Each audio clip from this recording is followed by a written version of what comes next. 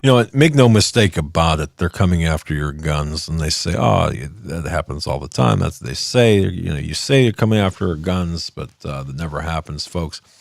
I don't think weapons, or I believe this to be true. I think that as we see the not the drift, but the push towards socialism, ultimately communism in the United States and all across the West, I think this will become a necessity.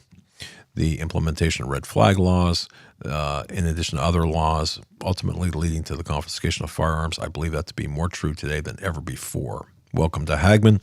It's the Hagman Report, where truth can't be silenced. I have a great next two segments, just absolutely fantastic next two segments. You have to really listen, because Barry Chowka is going to be joining me. And I have to say this, what you're going to see, what you're going to hear, should blow you away in terms of the information. We've been talking about that the invasion from the South. I happened to watch Red Dawn over the weekend, the original Red Dawn. It was during the night I couldn't sleep, and mindless television, but not so mindless. Not so mindless. There was a statement made by that colonel. You remember that colonel that got shot down and was helping the young people? Who said that illegals coming through the southern border, working in positions of power, positions of importance in military bases and other locations, on that specific day, that specific time of the invasion, wreaked havoc across the United States. And communications were shut down, power was shut down, and so on, military bases, and so on from there. Not too far-fetched. That was in 1984, the original Red Dawn. And think about that today. And some of these, in that movie, of course, were military age and military, trained individuals. Before we get to Peter, and before we continue with the program, you know, we've had Michael Terrell on from Whole Tones. A couple of weeks ago, he was on. And Whole Tones, you know, it's always a pleasure to hear how his powerful Whole Tones music is changing people's lives. His music is now in, I think, 171 or 172 countries, topping Billboard charts. But most importantly, he had helped hundreds of thousands of people find peace, spiritual healing, as a result of listening to music. This is biblically inspired, biblically based. I got to get back on to talk about the difference between the 440 and the 444 megahertz or hertz, whatever that is. The Nazification of music as it happened before. Got to have him back on, because that was a fascinating conversation.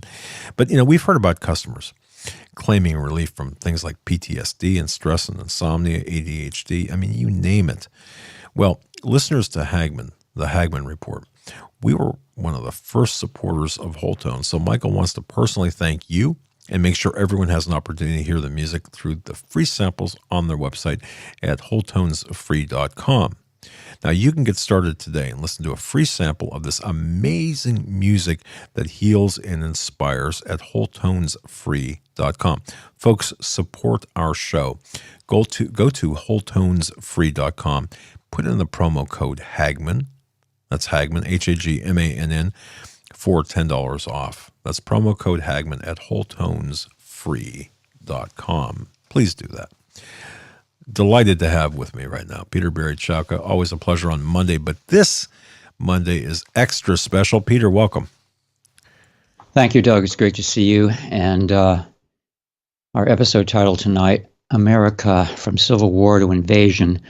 So get ready for the invasion part now. The ongoing invasion of our country has transformed our nation and opened the door to identity politics on steroids.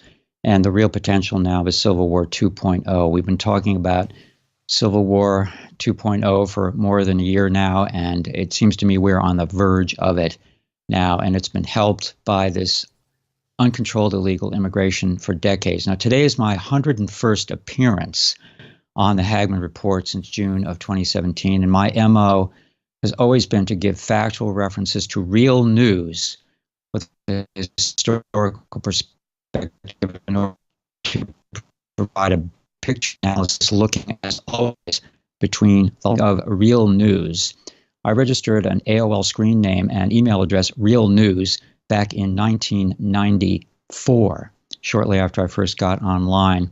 Now, today I'm going to break some real news here, making use of reporting that I did over 31 years ago.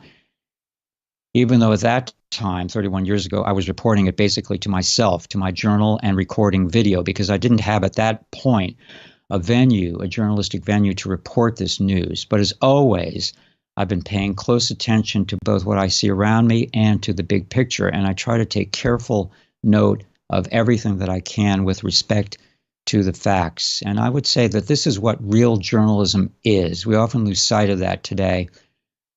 Real journalism, real data, real sources, transparency, to record, to document, and to report the facts. Now, before we go back to 1988, where the story begins, and I'm going to break that story tonight, what is the occasion for my going back there 31 years ago? Well, it broke actually on April 19th this year when Newsweek reported on April 19th, 2019, 10 days ago now, in a story headlined, Mexican Soldiers Question Disarm 2 U.S. Army Troops in Apparent Confusion About Border Location.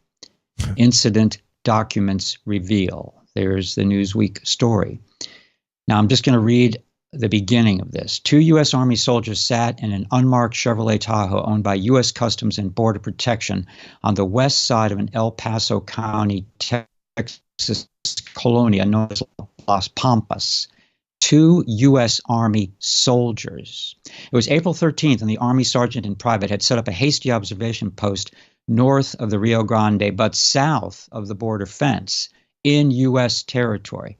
The soldiers were part of the Southwest Border Mission that President Donald Trump first ordered in October 2018. At roughly 2 p.m. local time that day, the soldiers observed 5 to 6 individuals dressed in green military camouflage uniforms and carrying weapons, which appeared to be assault rifles designed and built for the Mexican armed forces. The armed men swiftly approached the U.S. service members, crossing over from the Mexican side of the Rio Grande into U.S. territory and ordering the soldiers out of their vehicle at gunpoint. What transpired on that afternoon of April 13th near the small town of Clint, Texas, underscores the confusion. Now, I'm still quoting from Newsweek now. The confusion between the physical location of the border fence and where the geographical U.S.-Mexico border begins and ends. Going on, quoting Newsweek, Newsweek obtained a copy of the serious incident report generated 30 minutes after Mexican military members briefly detained and held at gunpoint the U.S. soldiers. And they spoke in Spanish. Now, this is me speaking.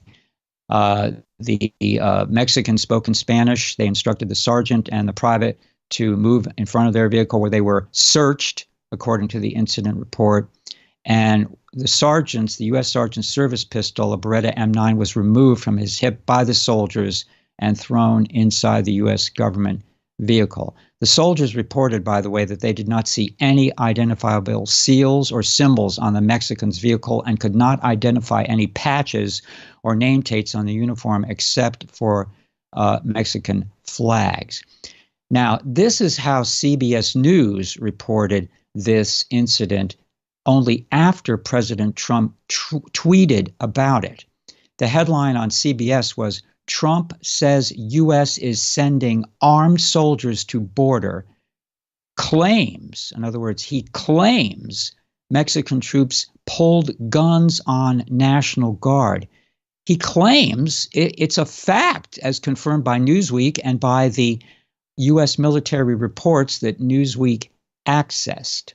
So CBS reported this story only after President Trump tweeted about it, and then they challenged his accuracy. Now, in his tweet, President Trump said, we are now sending armed soldiers to the border, and he accused Mexican soldiers of pulling guns on National Guard soldiers, probably as a diversionary tactic. It better not happen again, the president warned.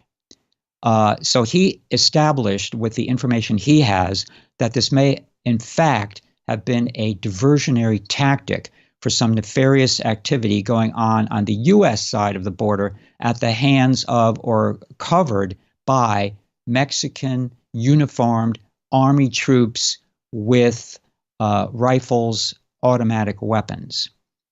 Now, CBS went on in their coverage. They said it's unclear what incident Mr. Trump was referring to when he said Mexican soldiers pulled guns. Are you kidding me? It was unclear what he was referring to.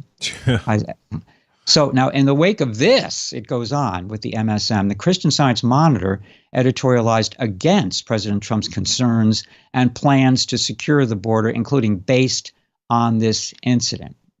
Now, here's the breaking news from me today, April 29th, 2019, 31 years and 1.5 months after the fact. This kind of cover-up, basically, of a very serious military incursion into the United States goes back to 1988 and maybe earlier. Now, before I break the news and detail some historical context, so please pay attention, boys and girls. In the mid-1980s, illegal immigration was becoming a noteworthy issue, especially and almost exclusively on the border, the southern border with Mexico. Now, the border then was a sieve like it is now, but of course it's even more so now, as we see. Since then, since the 1980s, some fences and walls have been built, although, as we know, a tremendous length of the border is virtually completely unprotected. And even where there are fences and barriers, illegals and the coyotes go around them. Now, an example which I'm quite familiar with is the San Diego sector. In the 1980s, when I spent a lot of time there reporting on the alternative medicine clinics that were represented a mecca of natural healing in that area. So I spent a lot of time there. There were no fences or real barriers to speak of separating Tijuana, Mexico from San Diego at the border. And in fact, there was a talk show host there at the time, Roger Hedgecock, who was the former mayor of San Diego, and he was forced to resign after a trumped-up case. He was later exonerated, but he became a talk show host and the most popular talk show host in San Diego for several decades. He occasionally filled in even for Rush Limbaugh nationally, but he was hip to the illegal immigration problem in the mid-1980s, and he encouraged his audience, his huge listening audience in San Diego and Southern California, to periodically drive their cars to certain spots overlooking the border for what he called a light up the border event, where the cars would face the Mexican border, which was unprotected, turn their headlights on so they could illuminate the legions of illegal aliens who were crossing the border. So, this goes way, way back. It does. And that's a great idea. And I think can we do the same thing now? What do you think? Let's get all the... Well, unfortunately, Roger Hedgecock has retired, and we were speaking about this earlier off air, Doug. Yeah, we were. One of the issues that is problematic now, unlike any time in the past, is the loss, if not the death, of viable, vigorous local talk radio and media in general, local newspapers, locally owned, operated, published, and edited newspapers. So many things are consolidated now. In the 1980s, and I'm very familiar with this area because I used to appear as a guest on talk shows around the country to talk about my work, primarily criticizing the medical industrial complex and exploring credible alternative medical therapies. And there were literally hundreds of radio programs around the country in markets big and small. And I appeared on many of them. Some of them were on 50,000 watt powerful stations, and these were locally produced. And the hosts were a cut above, I would say, anything we've got today, including at the national level, I'm sorry to say. These were people, in many cases, of considerable intelligence, achievement. Once in Boston, WBZ, prime time, 50,000 watt station. I sent the producer of this program a bunch of my articles and other material. When I got to the station to do the live interview for an hour, the host had read all of my material and was asking me incredibly detailed questions based on my research that I provided him in a non-confrontational way to draw me out. That just wouldn't happen today. In fact, today, talk radio is basically just ideological, the political red meat of the day. And a lot of local issues just never even get approached. And of course, you can't, good luck trying to get on a national show to talk about the medical industrial complex or alternative medicine. It's just not going to happen.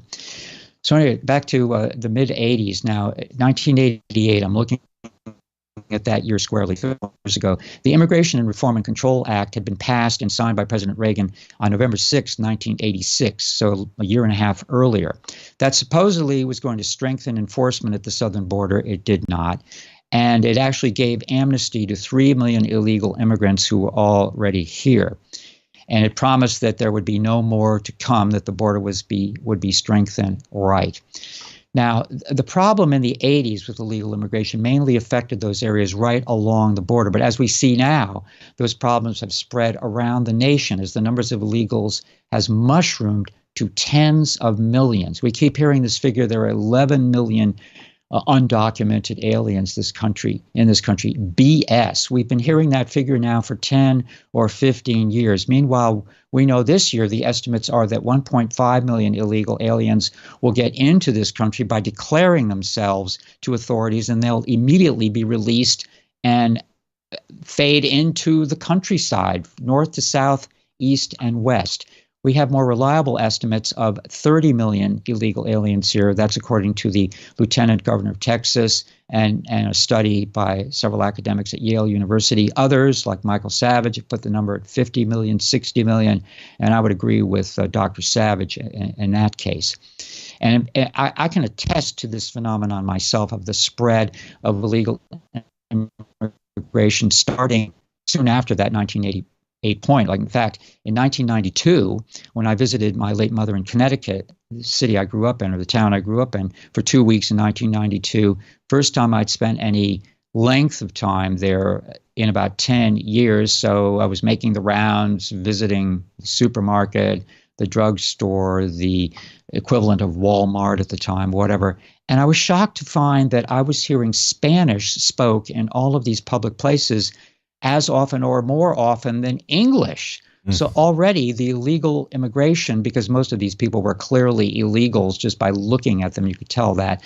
Illegal immigration was already penetrating into the Northeast. Now it is everywhere. A friend of mine I've been corresponding with, who lives in a town of 40,000 population in northern Indiana, pointed out that, I believe she said, approximately 1/3 of the residents now there are illegal immigrants, and close to 1/2 of the students in public schools are Spanish-speaking illegal immigrants. It's just simply 98,000. unbelievable. I just want to tell you, an article published yesterday, 98,000 illegal aliens graduating from U.S. high schools every single year. That's nearly 100,000 illegal alien teenagers graduating from American high schools every year.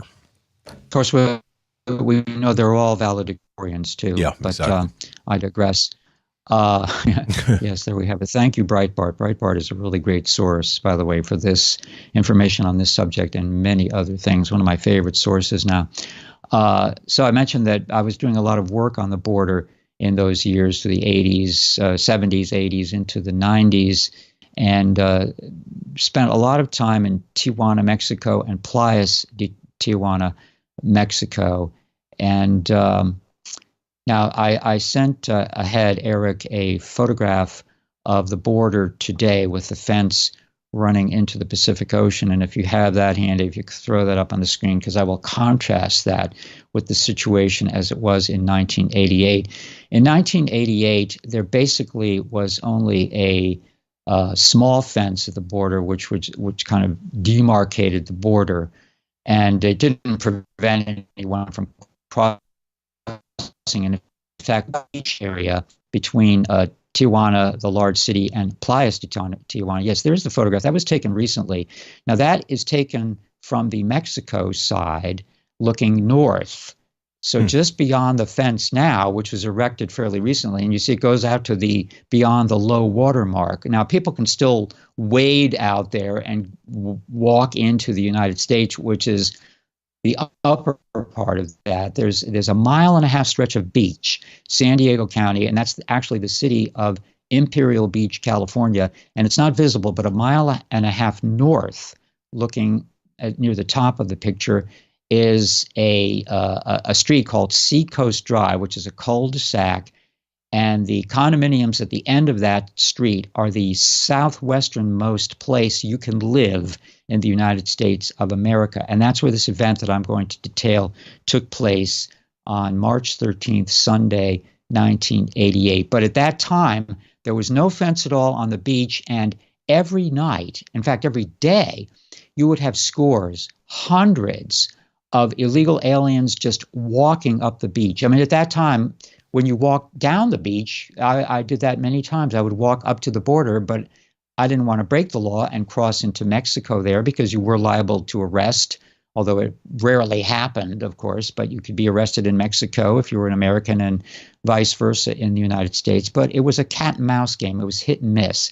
And every night you could literally see and experience scores or hundreds of illegal aliens just walking up the beach and then fading into the country. And the number that was actually arrested and detained was infinitesimal. So I think, Eric, if you have the tape or the recording that I sent of the Los Angeles newscast, maybe we could run that now. It's about 2 minutes long, and it led the 10 o'clock news on KTTV on the night after this event occurred, and then I will describe it. But this puts it into its historical perspective. So this video that is about to be played is from March 13th of 1988. Actually, March 14th. The event that I will detail occurred at about 10:25 p.m. local time, Pacific time, on Sunday, March 13th, and I was there to experience it. I was visiting the area at the time, and how auspicious that was in retrospect. So I witnessed this all going down. Then the next day, the media got onto the story, including some Los Angeles media, the Los Angeles Times, the Associated Press, and the local San Diego stations, which is all part of the story that I'm going to detail.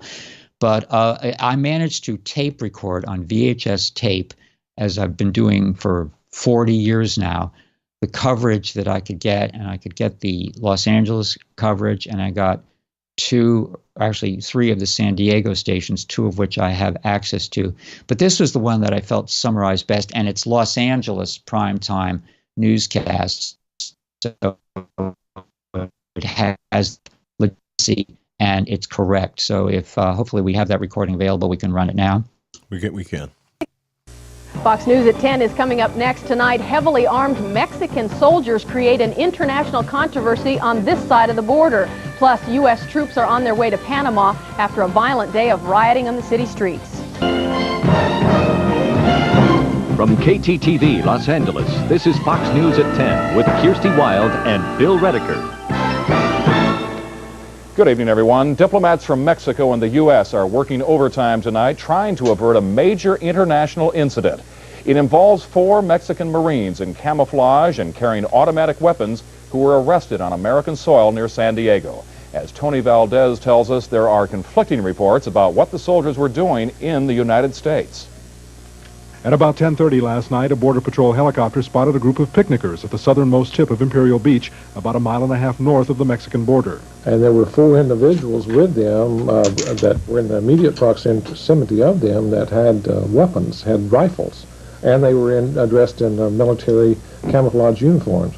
Alerted by the noise, beachfront residents rushed outside. And then went down to the street here and noticed there were about 15 Border Patrol cars and a couple sheriff cars, and so we knew it wasn't the usual routine roundup, which happens, at least every day once. The 4 young men are members of Mexico's naval infantry, the equivalent of our Marines. They apparently crossed the border near Tijuana's bullring by the sea. Some of them told Border Patrol agents that they were chasing suspected drug traffickers. Others said they were after gun smugglers. They all agree that they knew where they were. But a Mexican diplomat says it was an accidental crossing. This was not an inadvertent, small mistake where they just came over a few feet or across an imaginary line. This was a very serious incident, and as you're well aware, it could have deteriorated into a real tragedy. Some officials, familiar with problems along the border, suggest that the Mexican soldiers may have really come north to rob residents of the affluent beachfront community. But proving that at this point is virtually impossible. And this kind of behavior is not acceptable to us, as nor would it be acceptable to Mexico. So it's a very delicate thing that we're walking through. And that has as much to do with international politics as it does the law. The 4 soldiers were quietly returned to Mexico late this afternoon. In San Diego, Tony Valdez, Fox News. How about that? You could Wow. write a small book just based on that report, and as they say, it raises more questions than it answers. Now, in addition to Los Angeles, that station, the Fox News station KTTV, the local network affiliated San Diego stations, all 3 of them led their newscasts the day after, that is the Monday, the same day as that report we just saw, with us. And the San Diego stations were much more hard-hitting. They called this incursion an invasion because the Mexican soldiers were in uniform and they were carrying machine guns, not semi-automatic, automatic weapons, machine guns, Tommy guns, which have been banned in the United States since, I believe, the 1930s. Yep. And it's a major felony to be carrying a machine gun in the United States. And notice how, as this report correctly stated, before about 18 hours had elapsed after this incident, the 4 Mexican military were quietly returned to Mexico, no questions asked.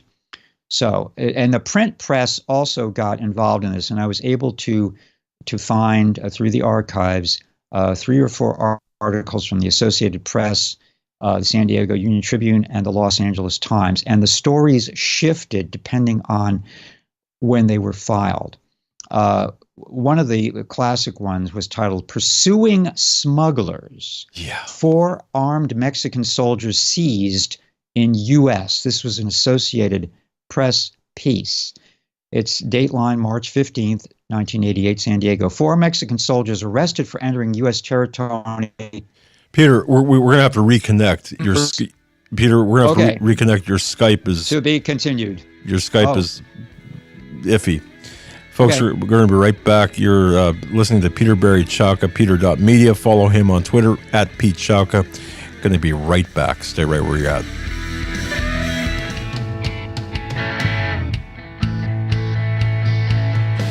How about them shoulder pads on the women? What do you think on that woman announcer? Of course, that was from KTTV.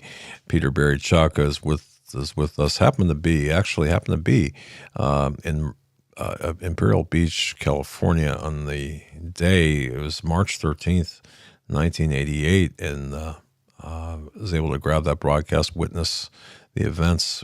Mexican military coming across. Mexican military coming across into the United States. And so this is that was no small deal. Peter, thanks for reconnecting or allowing us to reconnect and coming back, man. Yeah, hopefully we'll be have a better connection now. But I was getting into how some of the print press covered this, and I just want to quote an Associated Press story which shows the BS the mainstream media were coming up. Mexican soldiers arrested for entering U.S. territory in pursuit of smugglers crossed the border accidentally and did not mean to violate American sovereignty, a Mexican diplomat said Monday. That's the lead on the story, what the Mexican diplomat was claiming against all evidence, as we shall see. The Mexican said, quote, "It's not an invasion, of course," Mexico's Deputy Consul General in San Diego said. Now, both this official and U.S. Border Patrol officials said they expected that the 4 members of the Mexican Naval Infantry would be released soon and allowed to return to Mexico. Now, further, the article goes on quoting Dale Kozar, chief agent in the Border Patrol San Diego sector, said the 4 men were arrested Sunday night after being spotted on a beach near Imperial Beach questioning picnickers. Remember that. He said they were questioning picnickers.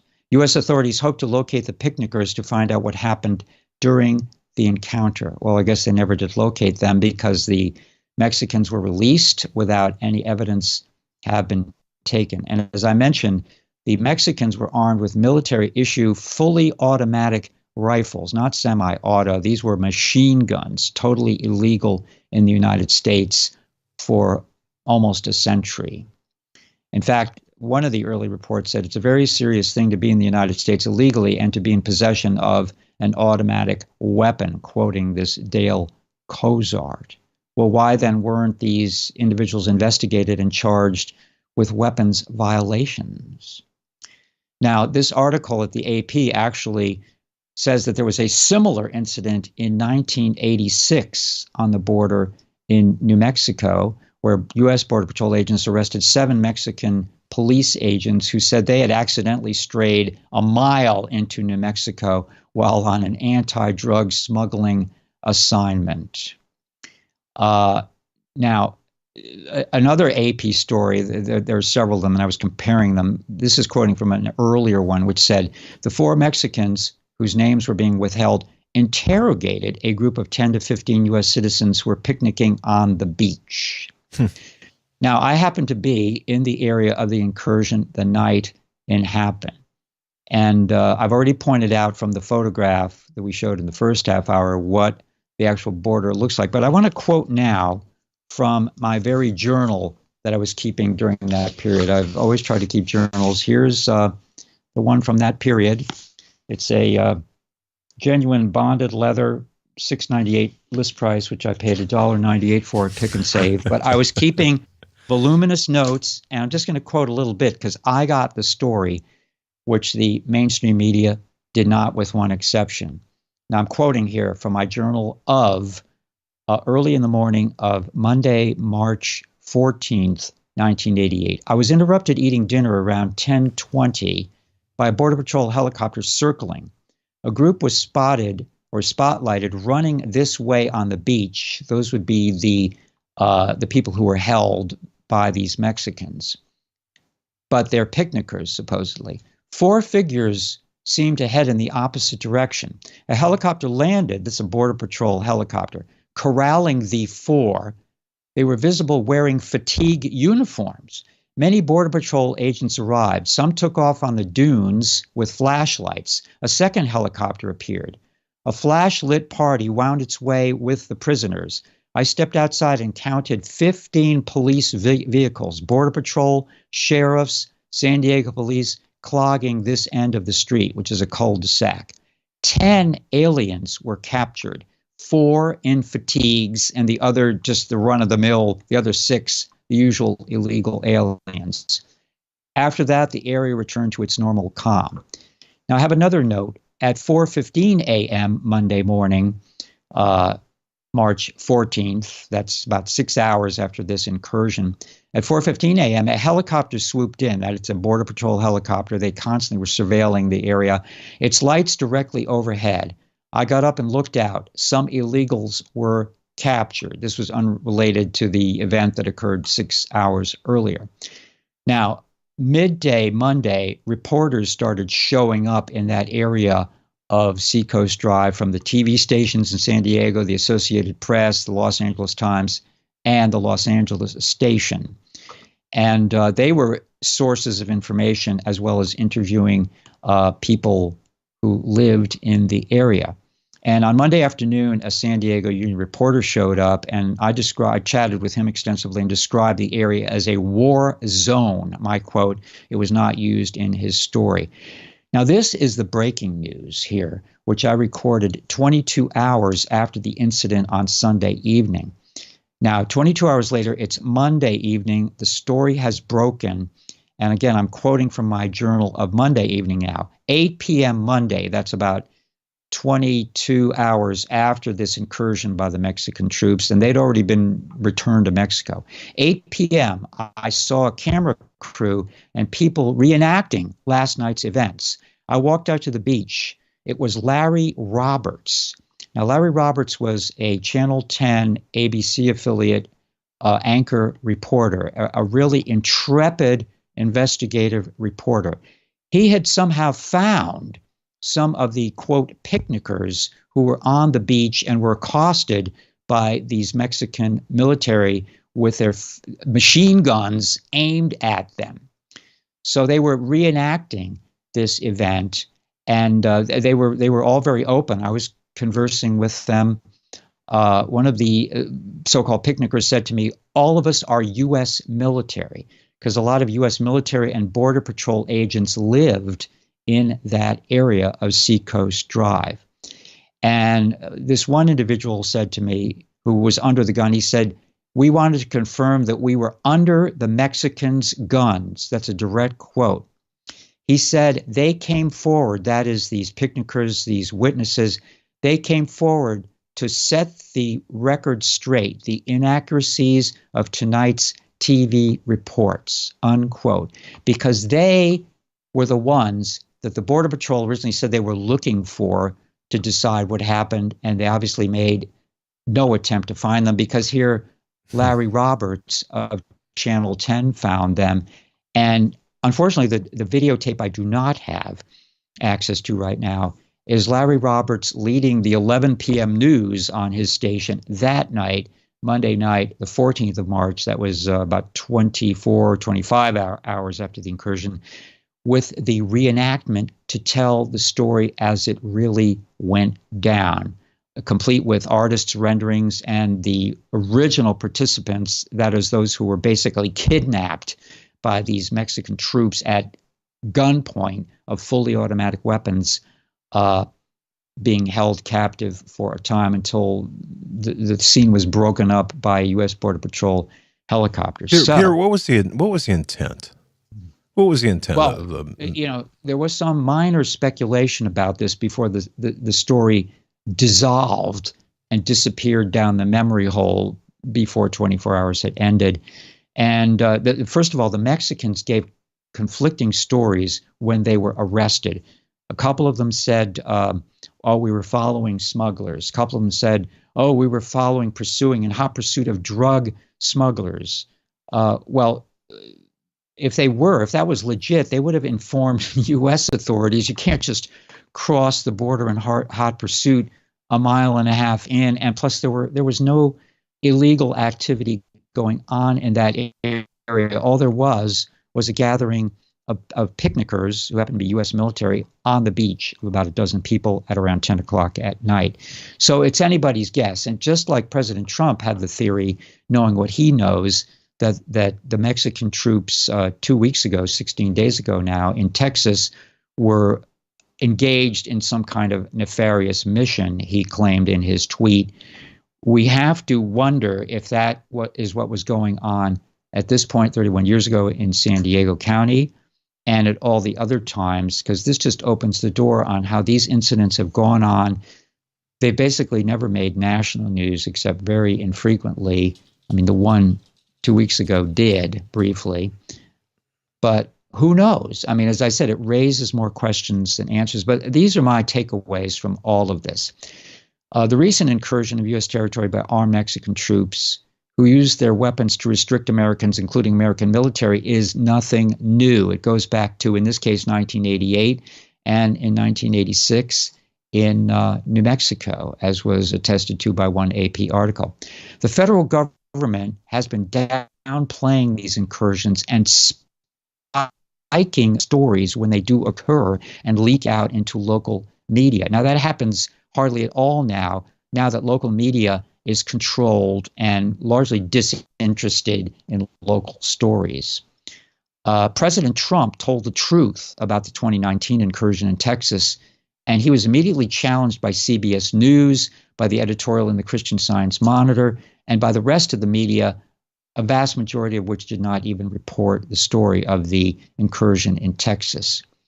Now, this raises the question, as President Trump did, are these actions by Mexican military part of a endemic corruption scheme, part of a diversionary tactics for illegal activities on U.S. soil? I think a plausible theory is, why not investigate that at the very least? But who's going to do that investigating?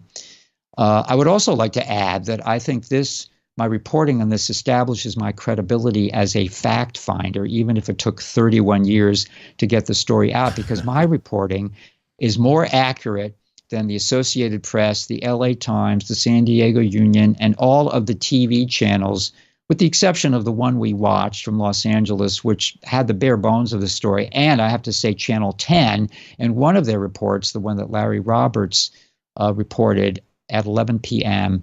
on the following Monday, March 14th, 1988. And by the way, Larry Roberts, who joined that station as an anchor reporter in 1981, left the station soon afterward. I don't know if his reporting was just getting too close to the bone or not, but he was a very nice individual. The night of the reenactment, I was chatting with him. There's a shot of Larry on camera anchoring from the mid-1980s, and he's a serious, good investigative journalist. And he gave me his business card that night, the night of the reenactment. We chatted, gave me some information, which I quoted in my personal journal.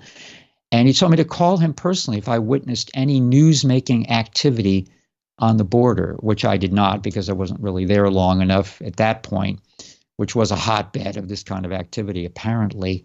Now, are there any Larry Robertses left today reporting in San Diego or anywhere else, including nationally? I would say don't hold your breath.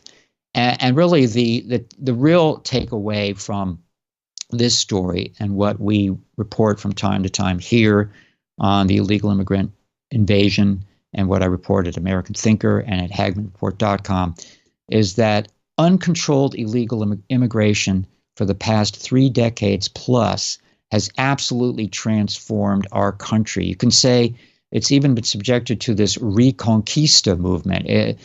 Parts of the Southwest, if not the country as a whole now, are being reconquered by Mexico, which has long resented the fact that territory that used to be held by Mexico was taken away from Mexico and made part of the United States in the first half of the 1800s. So, the figure there, 18 million or 11 million illegals here, nonsense. 30 million, more plausible. 50 plus million, I would say, in my opinion, that's probably the most accurate figure. So, the Federation on American Immigration Reform, which we were part of last year, that the numbers are significantly higher, of course, than the 11.5 and even the 28-30 range. And I think that we're seeing this now, Peter. And by the way, folks, who else and where else can you find this except from Peter Barry Chowka? And it's a scoop here. I'm going to be, I've got the go-ahead to submit this as a feature article to American Thinker. Good. But I haven't done that yet, and the story is breaking right here. And in fact, in my show notes article today at HagmannReport.com, that's, of course, Hagmann with 2 N's, HagmannReport.com, show notes, today's date, April 29th, 2019.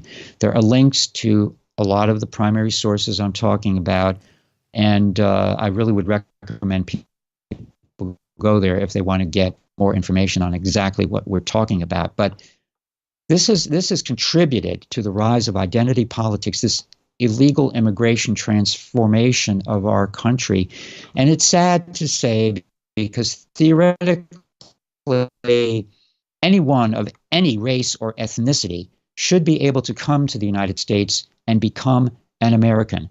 But the facts are that is not how it has usually worked with our neighbors from the South who come here and want to maintain their language, their beliefs, the customs of their home country, their ignorance of the Constitution and of this country, And that was noticeable in Southern California beginning in the early 90s when some of the most popular, I mean, number one television and radio stations in the Los Angeles market and creeping up in San Diego were Spanish language stations. I used to tune the dial there around AM and FM and go, what country am I living in? These were not Mexican stations bleeding into the United States.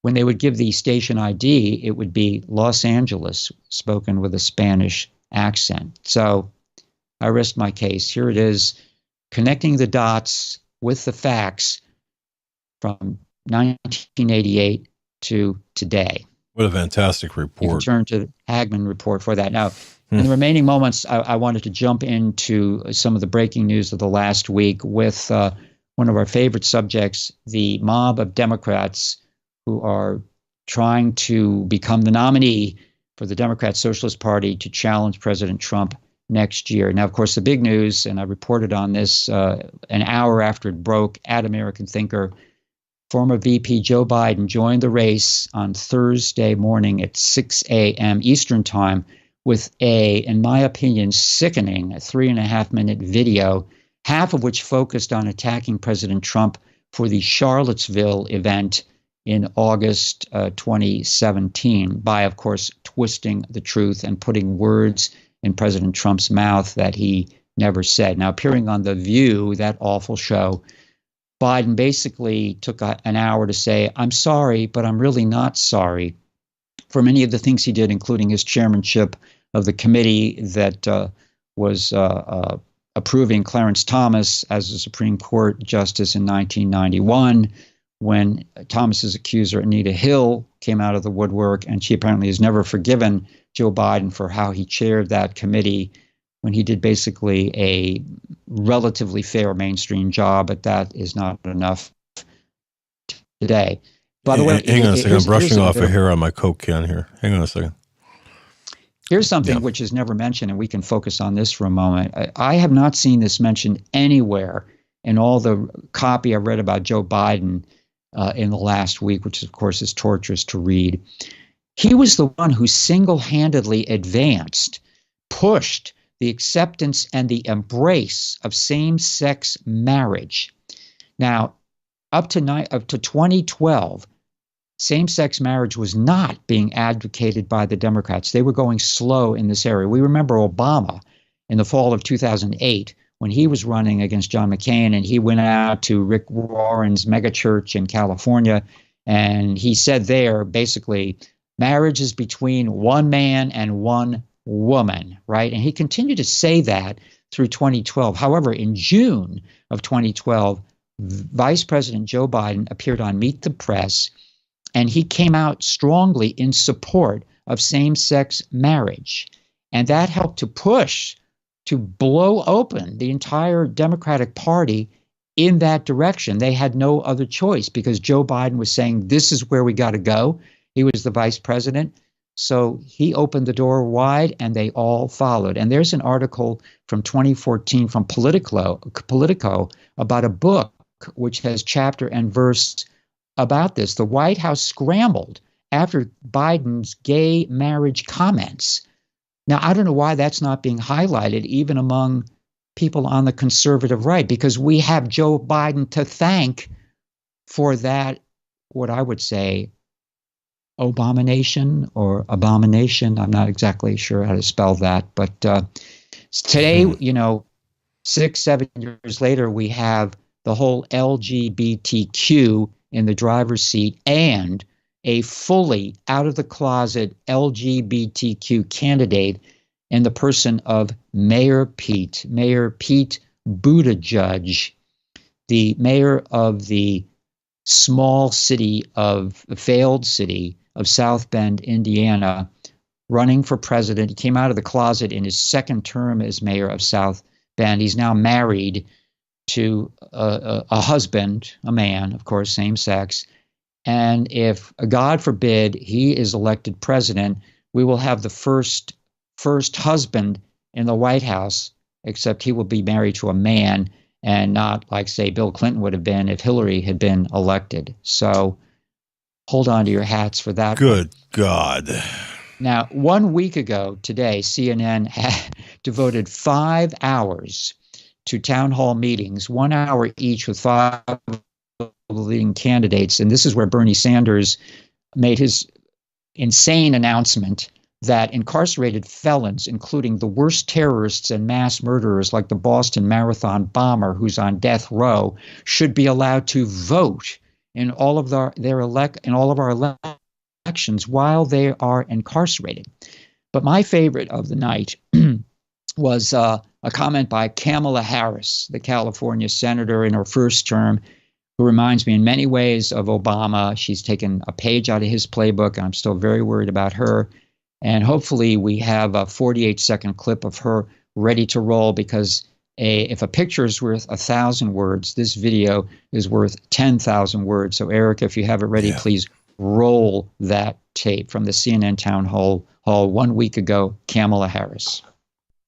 Because there are people in Washington, D.C., supposed leaders, who have failed to have the courage to reject a false choice, which suggests you're either in favor of the Second Amendment or you want to take everyone's guns away.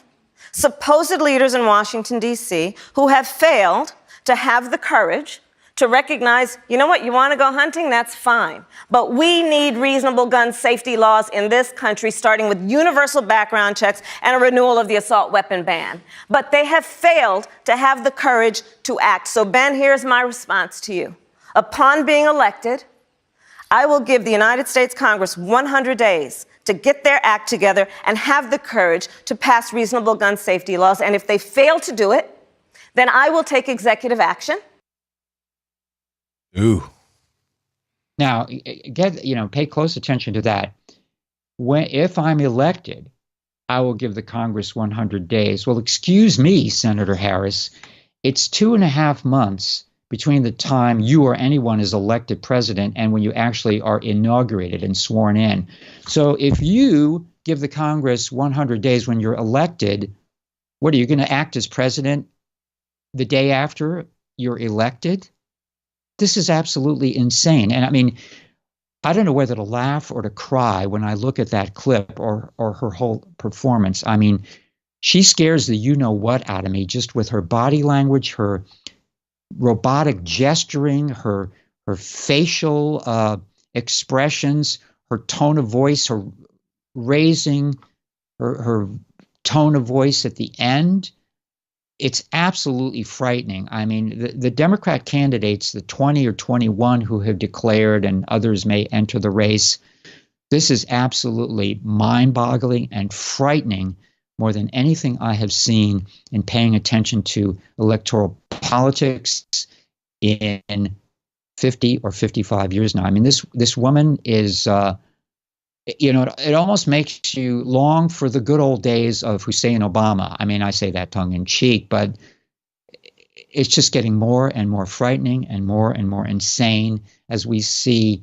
There was a closing gesture to freeze on too there. It's incredible, isn't it? And I mean, the whole group of them, you start looking at each of them individually, and you don't know who's worse. It's like trying to choose, if you're given the death sentence, do you want a lethal injection or hanging or a firing squad as your choice of execution? That's what the Democrat candidates remind me of. One is worse than the other, but it's all relative in the end. Peter, I think you started this off. I started this program off by talking about not wanting to, or we should not dismiss the push to the left. You got your clown car of communists in 2020. People are, saying, "Oh, Trump's a shoo-in. Trump's a shoo-in." Well, you'd think, but I talked about the AP News article. I mentioned that earlier. Socialism not resonating, with the warnings about socialism not resonating with many voters. You got your International Association of Firefighters endorsing Biden. You got your just this general push to the left, and no one gives everyone's looking at this through rose-colored glasses, and it's to our peril, I believe. Very pertinent to that point, Doug, and Eric, if you have this slide, it's the screen grab of the poll, Wall Street Journal NBC poll, who people would vote for based on identity. And I just, yes. Now look at this mind-boggling Wall Street Journal NBC poll from February, which was highlighted several days ago on Fox News, and I screen grabbed it and then found the original poll. It's fascinating. It's titled Desirable Characteristics for a Presidential Candidate. This is a poll of all representative Americans. The number one most desirable characteristic is 87% say African American, 86% say white man, 84% woman, 68% say gay lesbian is the most desirable characteristic. Independent, 60%. Under 40, 58%. Business executive, now we're going down, 56%. Evangelical, 49%. So Muslims and evangelical are separated by 5 points there. Over 75, 37% consider that a desirable characteristic. And socialist, 25% consider that a desirable characteristic. If anything, that shows that America is certainly not racist, because an African American comes in as the first most desirable characteristic. 87% are saying, at least to a pollster, that that's the most desirable characteristic, whether they actually believe that or not. So take it, as you will. But no, it shows that American people need a rectal insertion of Xanax. Or something. It's just, we've had, we haven't had time to touch on this. The Poway synagogue shooting in San Diego this week. I'm very familiar with that community of Poway. And of course, President Trump is being blamed for that, as he was for the New Zealand mass shooting in March. And it's ridiculous. President Trump, the most pro-Jewish and pro-Israel president in American history. And in fact, he made a very strong pro-Jewish anti-Semitic statement at the speech he gave in Green Bay, Wisconsin on Saturday evening, his first speech since the Mueller report. And of course, it's those kinds of speeches that give us hope. There was also the New York Times with their virulently anti-Semitic cartoon, which they published in their international edition, and then they removed it, but not from the printed hard copy editions. It can't be removed from there. And Aaron Klein and Breitbart had an excellent article on that. Thomas Lifson, an American thinker, went into that yesterday or today at American Thinker, pointing out how the cartoon that the Times did provides grist for the mill. It's like a big dog whistle to both Jew-hating Islamists and the anti-Semitic left in the United States by depicting Benjamin Netanyahu as a dog, and not only a dog, a dachshund, which is not a vigorous dog. And then President Trump wearing a yarmulke and dark glasses being led around by supposedly his character of Bibi Netanyahu, who doesn't even resemble Bibi Netanyahu. A political cartoon is supposed to evoke humor, laughter, and this does neither. It's sick. Absolutely sick. That's where the left is. That's where, unfortunately, some of the right is. And we've got to beware of that, too. Peter, you've done it again. What a tremendous 2 segments. And thank you for all of your hard work and for bringing forth 31 years hence. Thank you so very much, Peter. God bless. Thank you, Doug. God bless. It'll do it until tomorrow.